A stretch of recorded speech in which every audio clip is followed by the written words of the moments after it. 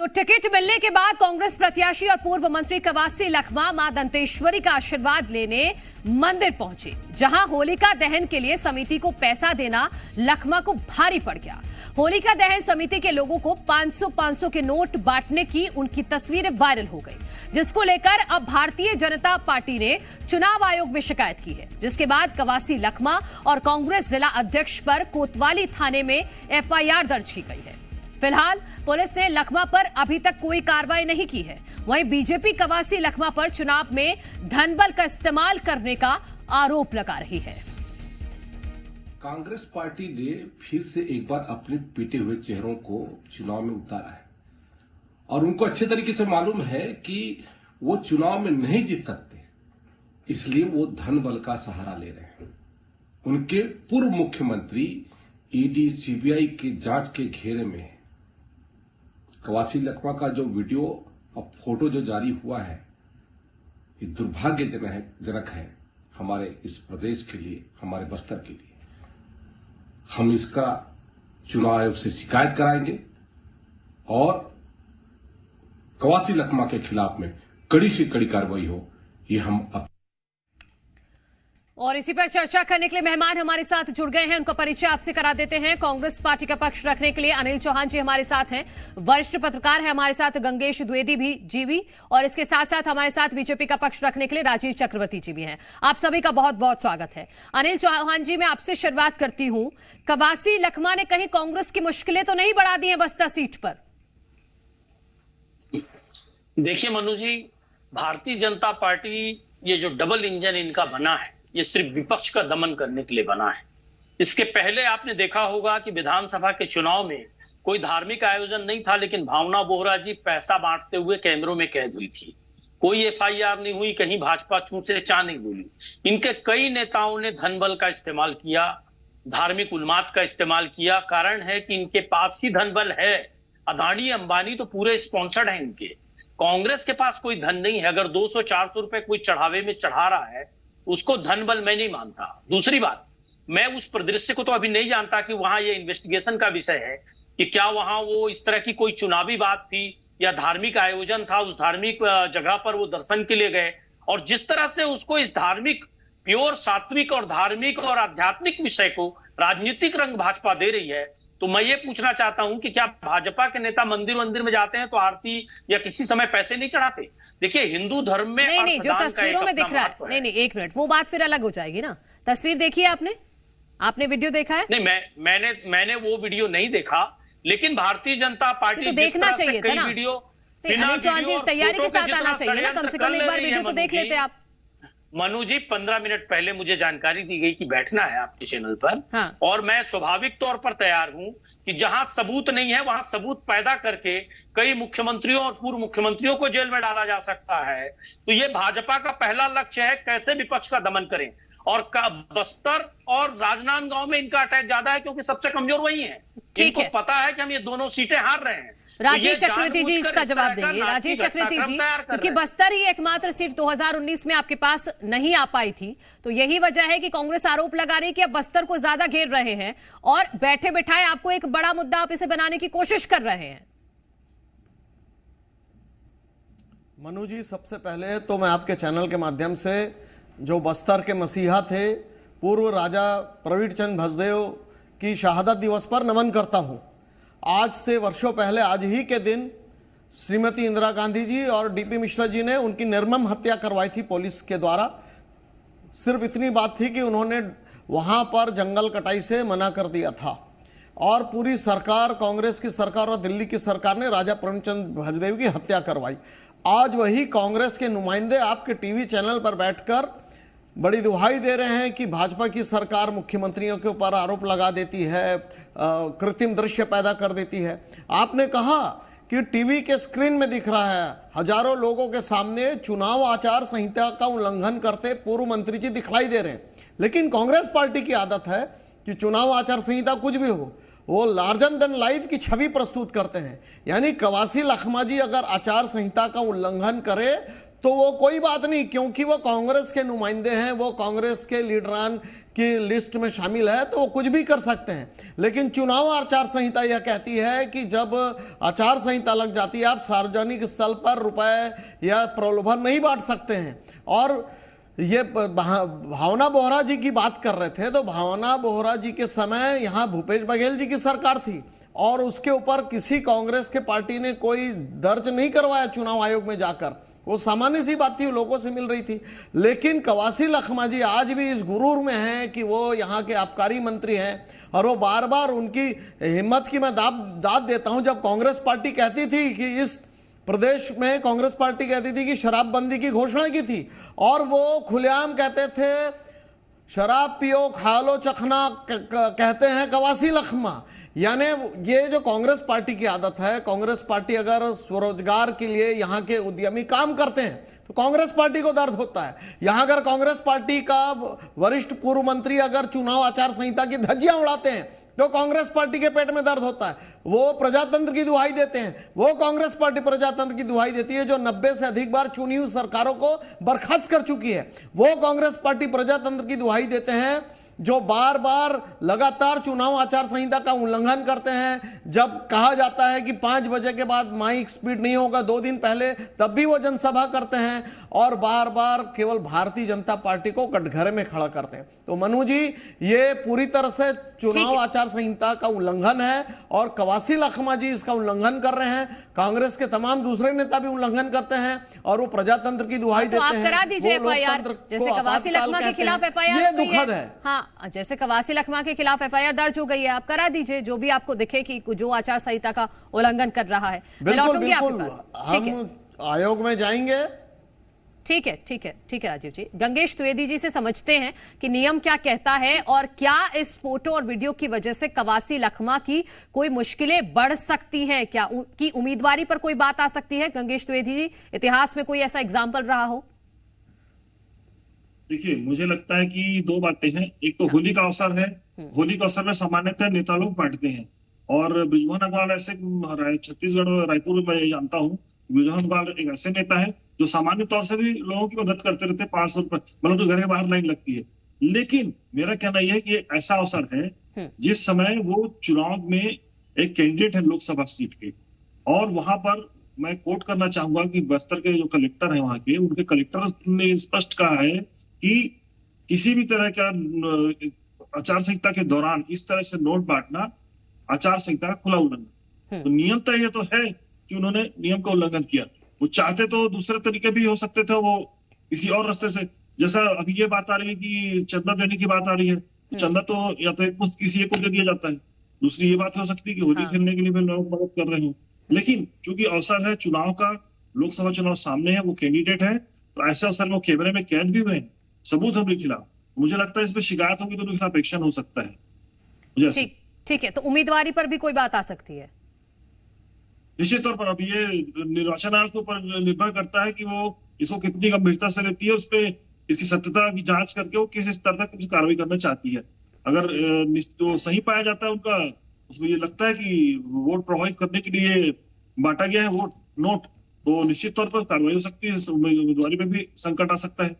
ठीक है अनिल चौहान जी, एक तो बस्तर पर आपने इतना समय लगा दिया, अब यहां उम्मीदवार घोषित करने में दीपक बैजी का टिकट काटकर कवासी लखमा को दे दिया गया है। 19 अप्रैल को पहले चरण का मतदान है और ऊपर से यह संकट भी आ गया है। जब पता है कवासी लखमा जी को सारे नियमों की जानकारी है, तो फिर इस नियमों का उल्लंघन सरेआम क्यों किया गया?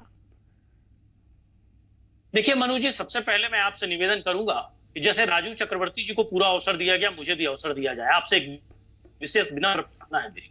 दूसरी बात यह है कि नाथूराम गोडसे और सावरकर को पूजने वाले राष्ट्रपिता महात्मा गांधी के हत्यारों को पूजने वाली भाजपा अब बता रही है लोकतंत्र की हत्या की परिभाषा। अरे सरकारों को कभी भंग किया गया होगा तो लोकतंत्र को बचाने के लिए किया गया होगा, जनमत को खरीदने का काम नहीं किया गया, जो आपने मध्य प्रदेश से लेकर 1 दर्जन स्टेट में 2018 और उसके पहले किया। किस तरह से अघोषित आपातकाल है इस देश में, पूरा देश का बच्चा बच्चा जानता है। कई मुख्यमंत्री और पूर्व मुख्यमंत्री जेल में सिर्फ राजनीतिक विरोध के कारण, मोदी जी के खिलाफ और भाजपा सरकार के खिलाफ आवाज उठाने के कारण, सवाल पूछने के कारण जेल में है।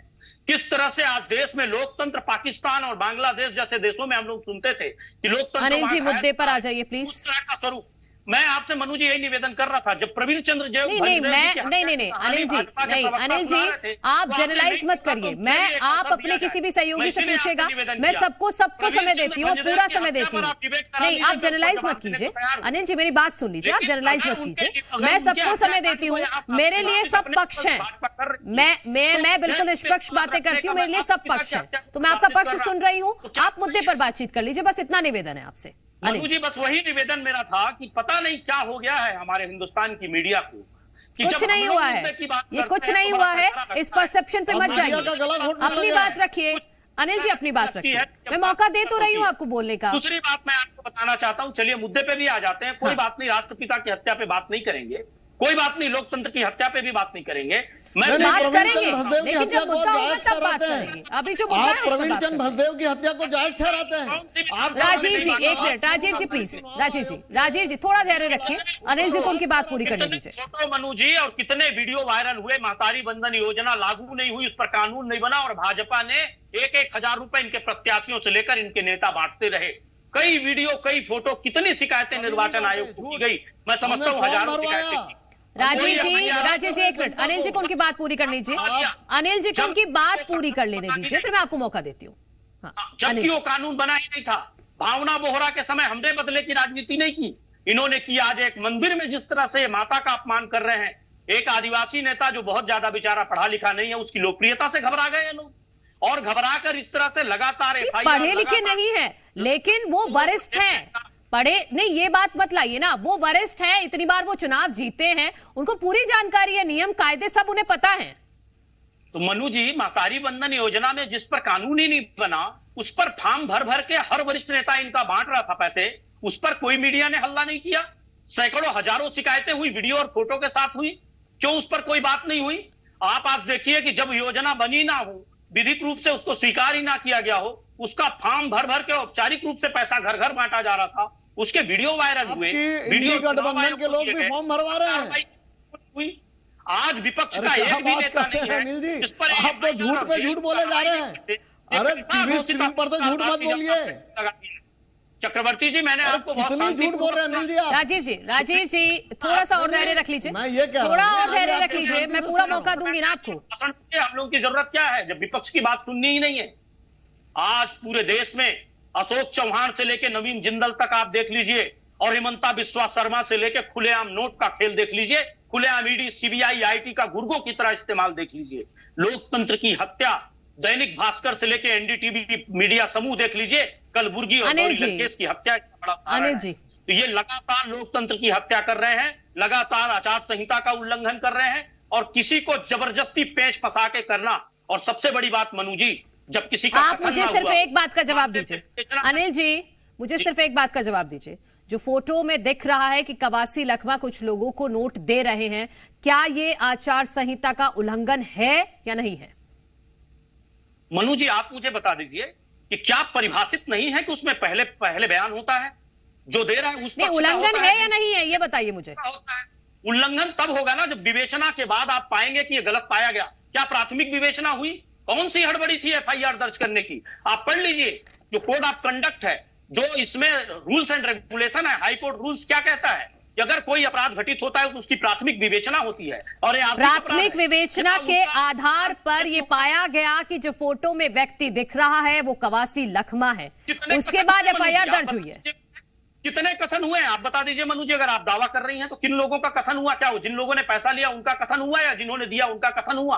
किसका बयान हुआ है? कोई बयान नहीं हुआ, कोई कथन नहीं हुआ। तो एफआईआर कैसे दर्ज हो गई? एफआईआर फोटो के आधार पर सिर्फ दर्ज कर ली गई, वही तो मैं आपको बताना चाहता हूं। क्या जब व्यवस्था है कानून में कि पहले सभी पक्षों को सुनना चाहिए, इन्वेस्टिगेशन होना चाहिए, हो सकता है ये पिछली होली का फोटो हो, तब आप बताइए क्या करेंगे? हो सकता है उसके पहले होली का हो, क्या एक फोटो के आधार पर एफआईआर हो जानी चाहिए? होली का फोटो? अरे अभी की फोटो लोगों ने देखा, आम जनता ने पोस्ट किया फेसबुक में, सोशल मीडिया में वायरल हो रहा है। अनिल जी, अरे चलिए, आप फोटो कभी की भी है, फोटो कभी की भी है, फोटो इस होली की है, पिछली होली की है, ये जांच का विषय है, लेकिन ये आचार संहिता का उल्लंघन है या नहीं, मैं सिंपल सा छोटा सा सवाल आपसे पूछ रही हूँ। आचार संहिता का उल्लंघन नहीं है मनु जी, आपको मैं बता दूं। आचार संहिता जब लगी होती है आचार संहिता के दौरान कोई उम्मीदवार किसी को क्या ऐसे खुले में पैसे दे सकता है?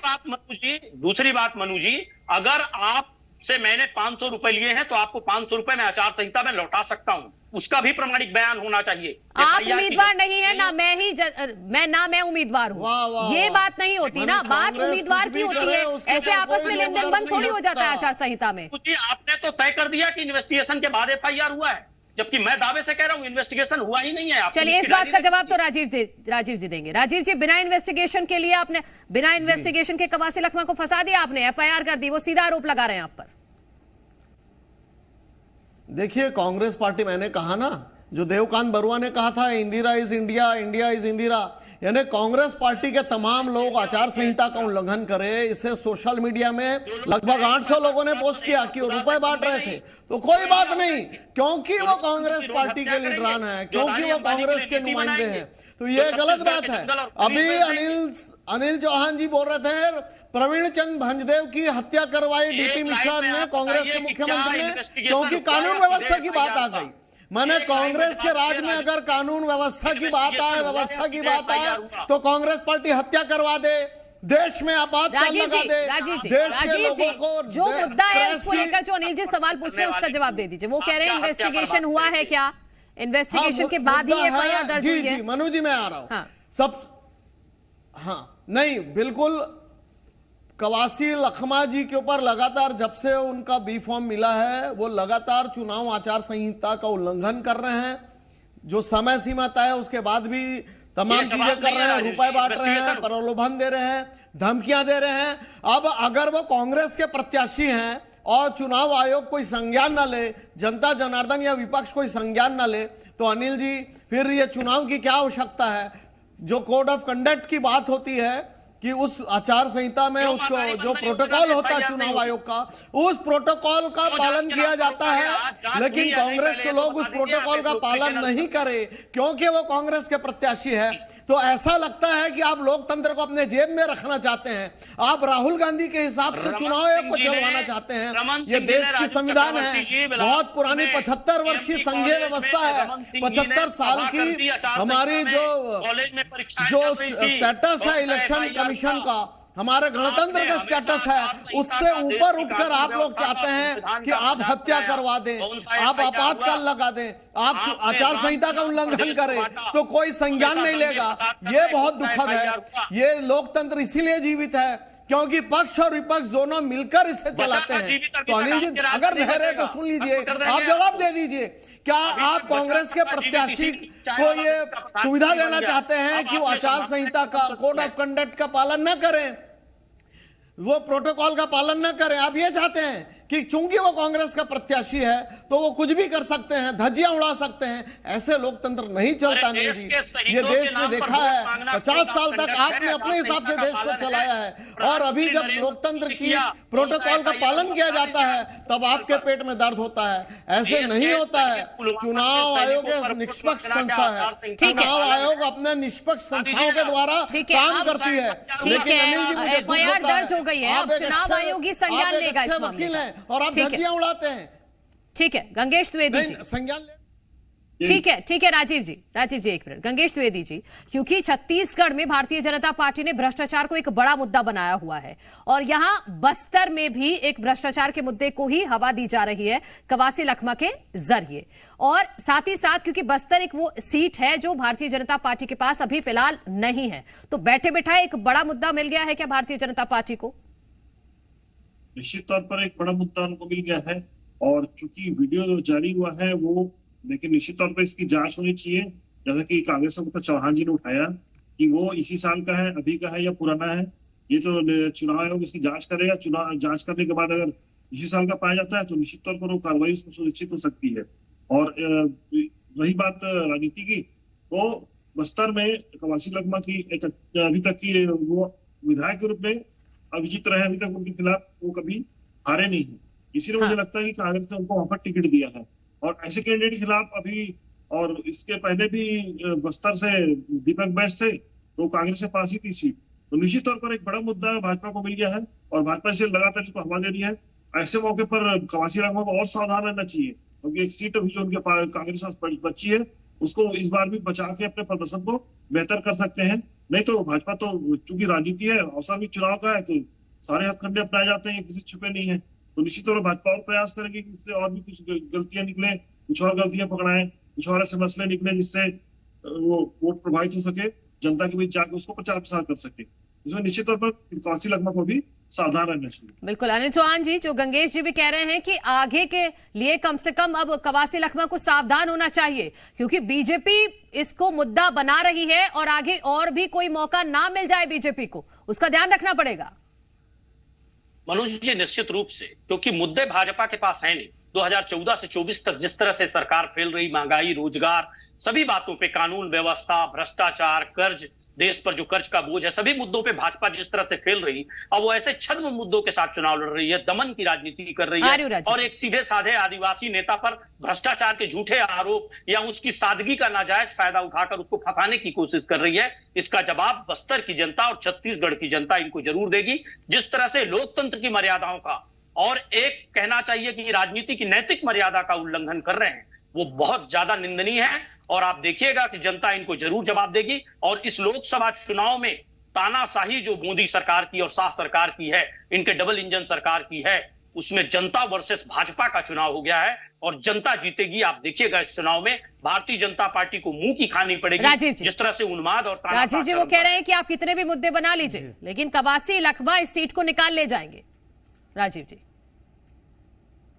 देखिए, आज इस देश में मुद्दा है कि किस प्रकार से हमने तरुण रोजगार बेरोजगारों को 45,000 करोड़ रुपए का लघु लोन बांटे हैं, ऋण बांटे हैं, एंड स्किल इंडिया के माध्यम से कैसे हमने इस देश में अगर तानाशाही की याद रखी जाएगी तो आपातकाल को अनिल जी मैं आपके समय चुप रहा, आप शांत हो जाइए, आप उल्लंघन मत करिए। यही कांग्रेस पार्टी की आदत है, विपक्ष जब बोलता है तो कांग्रेस पार्टी अमर्यादित बयानबाजी करता है। राजीव जी इस देश में अगर तानाशाही है तो कांग्रेस पार्टी ने तानाशाही की है, 1977 का आपातकाल लगाया है। इस देश में यदि लोकतंत्र की हत्या हुई है तो राजा प्रवीण चंद्र भसदेव की कांग्रेस पार्टी ने मैसाकर करवाया, उनकी हत्या करवाई, उनके साथ हजारों आदिवासियों की हत्या करवाई, वही कांग्रेस पार्टी आज दुहाई देती है। मेरे पास इतना ही वक्त है, माफी के साथ मैं आपको रोक रही हूँ। राजीव जी आपको भी, अनिल जी आपको भी, आप सभी का बहुत बहुत शुक्रिया चर्चा में शामिल होने के लिए। तो कवासी लखमा के खिलाफ FIR तो दर्ज हो गई है, लेकिन चुनाव आयोग की तरफ से क्या एक्शन लिया जाता है इस पर रहेगी हमारी नजर। और हर रोज चर्चा एक नए मुद्दे के साथ दिन दहाड़े में ठीक 12 बजे। और इसी के साथ यहाँ रुक रहे एक छोटे से ब्रेक के लिए आप देखते रहिए जी मध्य प्रदेश।